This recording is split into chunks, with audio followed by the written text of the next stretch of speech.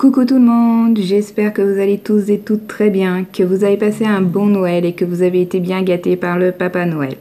Moi, j'ai passé un bon Noël et j'ai aussi été bien gâtée. Je tenais à faire cette vidéo avant les fêtes, c'est ce qui était prévu. Malheureusement, le temps m'a manqué.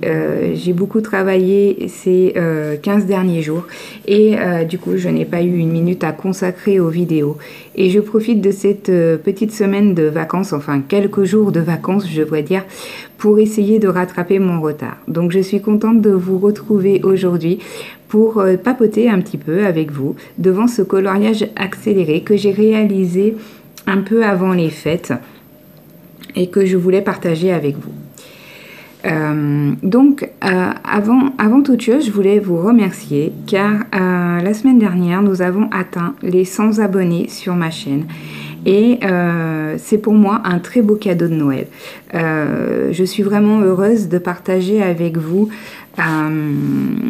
ma passion pour les coloriages et je suis contente de voir que ce que je partage vous plaît. Donc merci car c'est aussi grâce à vous. Donc encore une fois, un grand merci. Donc à cette occasion, si cela vous dit, je voulais organiser l'ouverture d'une fac. Une foire aux questions qui vous permettrait de me poser vos questions si le cœur vous en dit et que je mettrai donc ensuite en vidéo sur une vidéo spéciale qui sera où je répondrai à vos questions. Donc du coup, si vous souhaitez me poser des questions, vous pouvez le faire en commentaire dans cette vidéo, bien sûr, via ma page Facebook aussi, les coloriages d'anges, et aussi par mail. Je vous mettrai donc l'adresse mail dans la barre d'infos sous la vidéo. Donc c'est pour moi un bilan très positif d'avoir créé cette chaîne de coloriage pour partager avec vous justement mes coloriages et cette passion. Et ça m'a beaucoup aussi appris sur le coloriage, sur moi, sur plein de choses. J'ai découvert plein de nouvelles choses, des nouvelles techniques par le biais d'autres chaînes. Et c'est pour moi un bilan vraiment positif et j'espère pouvoir continuer encore et j'espère que ça vous plaira aussi par la suite. Donc pour l'année 2018, j'aimerais aussi faire peut-être évoluer ma chaîne en ajoutant une petite section supplémentaire à mes coloriages qui touchera plus mes lectures. La lecture, c'est un autre de mes passe-temps. Que malheureusement j'ai pas le temps que je voudrais à y consacrer, mais c'est quelque chose que j'aime énormément parce que ça m'apporte aussi beaucoup. J'aime beaucoup lire et du coup même si je ne lis pas autant que je le voudrais, j'aimerais bien partager avec vous justement mes lectures, mes points de vue sur certains livres, mes éventuels achats. Bien qu'avec la pile de livres que j'ai à lire, je crois que j'en ai au moins pour une éternité. Mais justement, j'aimerais un peu partager tout ça avec vous. Alors pour l'instant, tout ça n'est qu'un projet, mais si le temps me le permet, je vais essayer de faire en sorte d'ouvrir cette section sur ma chaîne. Wally walou. Et avant de passer au coloriage, je vous souhaite par avance un bon réveillon. Réveillonnez bien, profitez bien, amusez-vous bien. Et puis, on se retrouvera l'année prochaine pour la nouvelle année. Alors, on passe à présent au coloriage. Donc, ce coloriage, c'est un coloriage issu du livre Joanna's Christmas aux éditions Péguin de Joanna Basford. C'est l'édition anglaise, il me semble, car la qualité de papier n'est pas la même. C'est un papier un peu plus beige et c'est une très bonne qualité de papier aussi. J'ai beaucoup aimé travailler sur ce papier-là. C'est des coloriages qui sont détachables, alors c'est sympa parce que je trouve en plus pour Noël, si on veut l'encadrer ensuite par la suite, j'ai trouvé que c'était sympa de pouvoir les détacher. On le voit sur le côté, il y a les petits traits qui permettent de le détacher. Pareil, derrière, on peut le voir sur la page de gauche, derrière, tous les dos des dessins sont faits avec des petits papiers cadeaux. Donc du coup, on peut considérer entre guillemets que c'est des dessins rectos. Après, on peut s'amuser à colorier le verso aussi. Donc comme c'est mon premier coloriage accéléré, enfin que je filmais vraiment en temps réel au moment où je le faisais, j'ai eu pas mal de petits soucis de cadrage. Donc vous verrez, là vous aurez la joie de voir un peu voilà, le dessus de ma tête par moment. Ça n'a pas été évident pour moi pour trouver des bons angles de cadrage, d'autant que je n'ai pas forcément un matériel de professionnel pour le faire, donc j'ai essayé de faire au mieux. J'ai réalisé le cerf au crayon de couleur Polychromos, le 283 bande Sienna pour le cerf, la partie marron. Pour les ombrages et les cornes, j'ai utilisé le 280 Burnt Umber. Et pour les sabots, le 199, donc le black. Donc pour les couleurs utilisées à l'intérieur du cerf, de mes souvenirs, il me semble que pour le turquoise, j'ai utilisé le 154 Polychromos. Pour les verts clairs, j'ai utilisé le 165 et le 162. Et pour les feuilles, j'ai utilisé le 112. Et les feuilles de houx, je ne me rappelle plus, je ne les ai plus en tête. Et pour la couleur violette, j'ai utilisé le 857 de chez Colored Pencil. Et pour le jaune, si je ne me trompe pas, j'ai utilisé le 107 de chez Polychromos. Donc j'ai estompé le tout à l'essence sans odeur appliquée à l'estompe. Tac, donc les feuilles. Donc j'ai utilisé les mêmes couleurs pour que ça soit accordé avec les couleurs du cerf. Pour les parties de feuillage, vu que c'était des petits détails, je ne les ai pas estompés à l'estompe et à l'essence sans odeur car j'avais du mal, même avec une petite estompe. Du coup, je les ai estompés au Full Blender de chez Caran d'Ache qui était beaucoup plus pratique pour tout ce qui était petits détails. Donc voilà, les parties, ensuite j'ai réalisé les parties turquoise que vous verrez toujours pour rappeler le côté du cerf, pour rester un peu en adéquation au niveau des couleurs. Donc là, je me suis attaquée donc la partie du cercle que j'ai voulu faire en doré or. Donc là, pour cette partie-là, j'ai utilisé le crayon de couleur or de chez Zenacolor, car je trouve qu'il est agréable, la mine n'est pas trop sèche sur cette marque-là, contrairement à pour le coup les Polychromos, c'est pas que la mine est dure, mais du coup je trouve la couleur qui rend moins bien chez Polychromos. Donc j'ai utilisé là le Zenacolor. Donc voilà pour cette partie-là. Et puis c'est tout, non, rien d'autre à rajouter.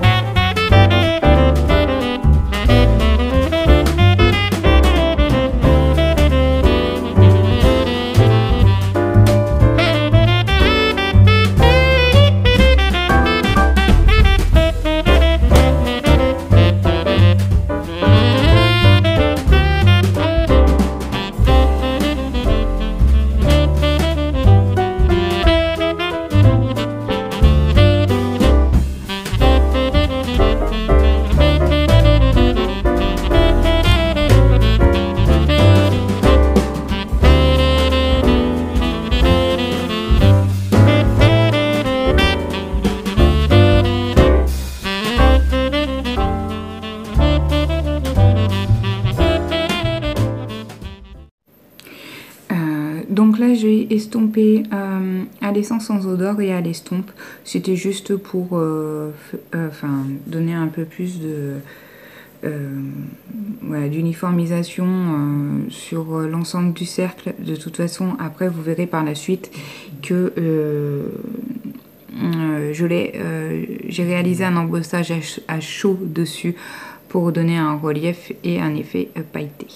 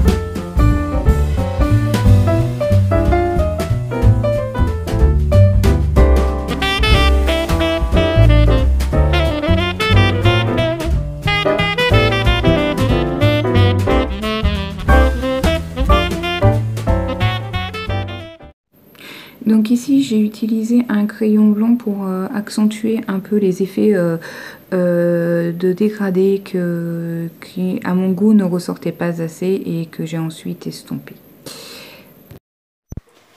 Je me suis ensuite attaquée au fond du cercle avec le cerf et là j'ai décidé d'utiliser la technique de l'aquarelle.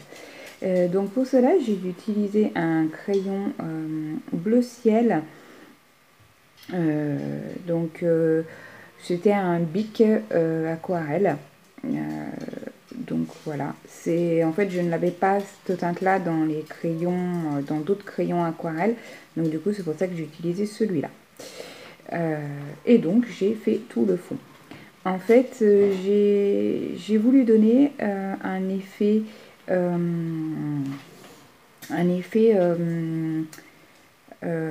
peu pluie, neige, enfin un peu hiver en fait. Je sais pas trop comment décrire, mais j'ai obtenu l'effet que je recherchais, un peu voilà, hiver.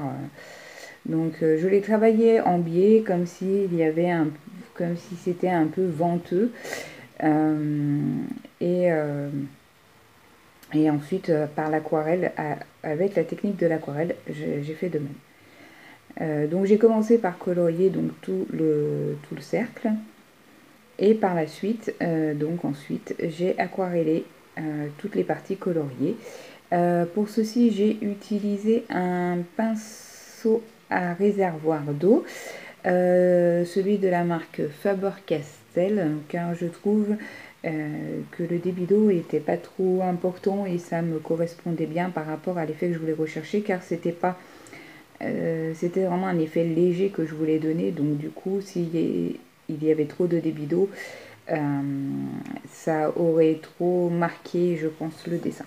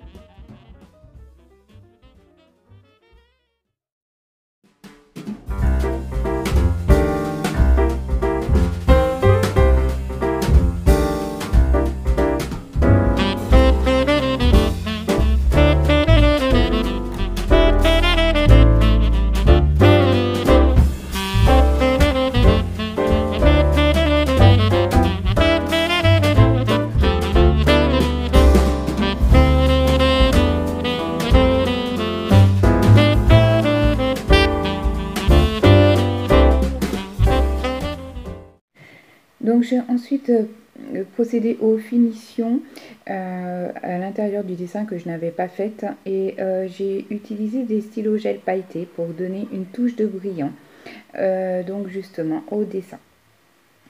Donc j'ai utilisé les stylos gel de la marque Zenacolor, et aussi, si je me souviens bien, les stylos gel de chez Action, les noirs.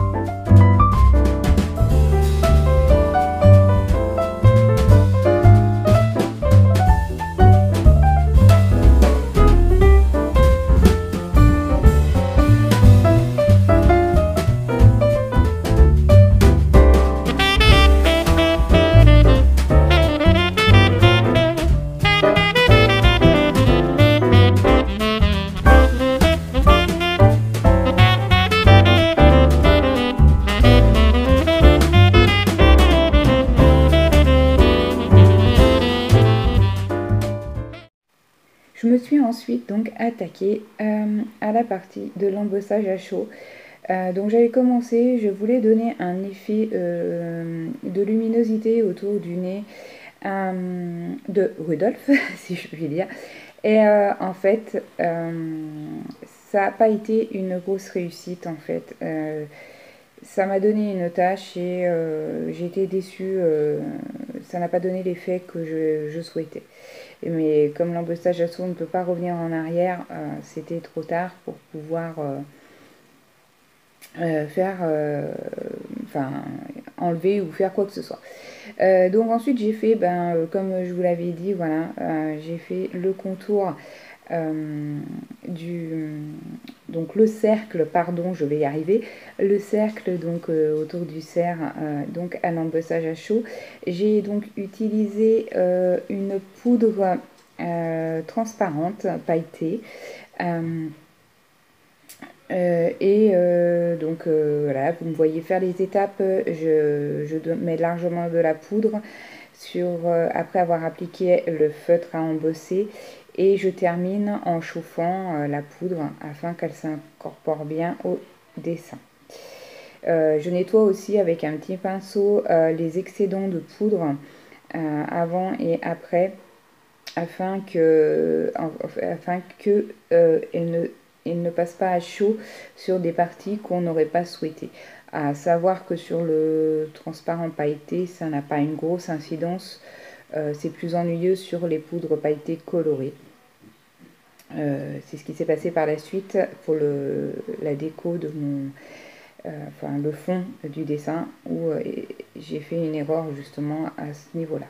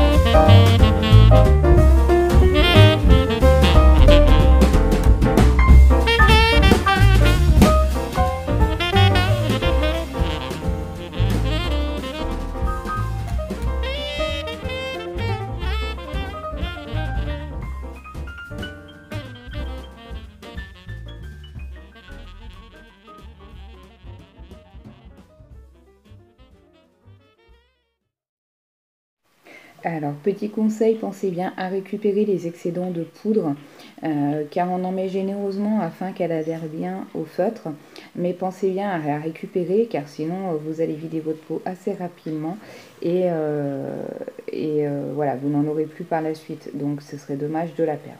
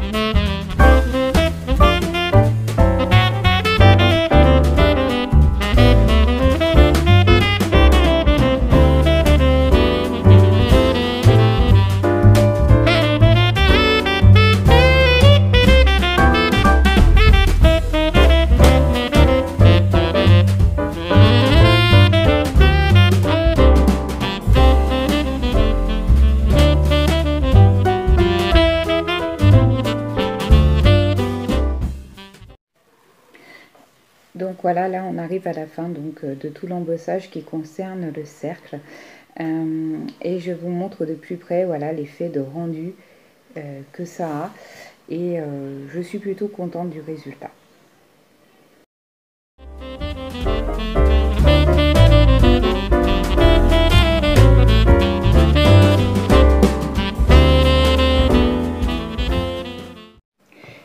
J'ai ensuite utilisé un Posca blanc pour faire l'effet neigeux que je voulais donner au coloriage. Et pour ceci, j'ai appliqué plusieurs petits points de tailles différentes à divers endroits sur le fond de mon dessin. J'ai aussi fait quelques petites étoiles par-ci par-là, mais globalement il y a plus de points. C'était juste pour donner l'effet flocon de neige, voilà.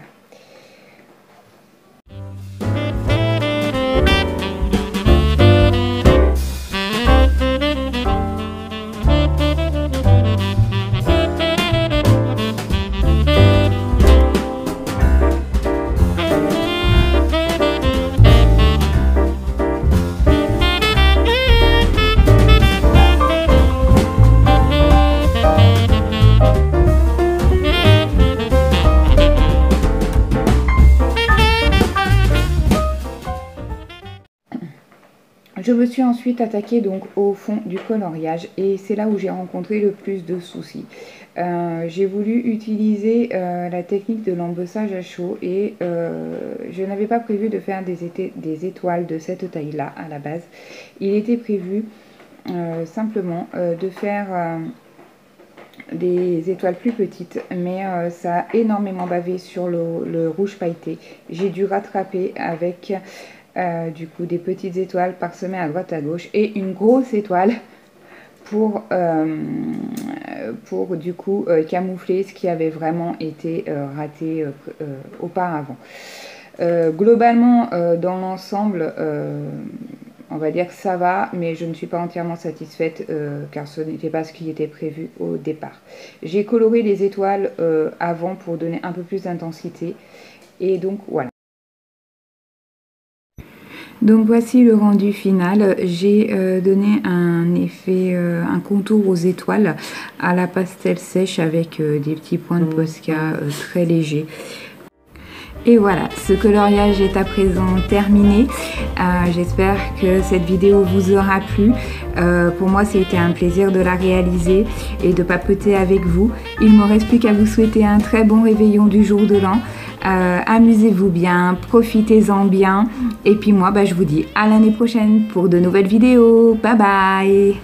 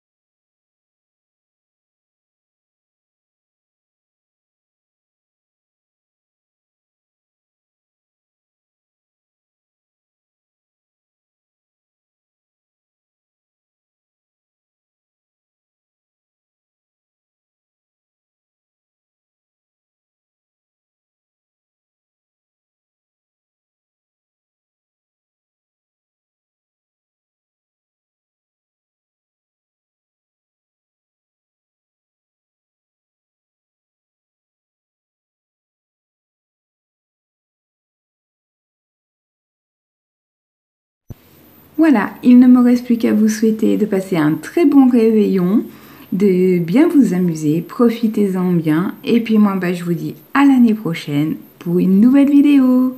Bye bye!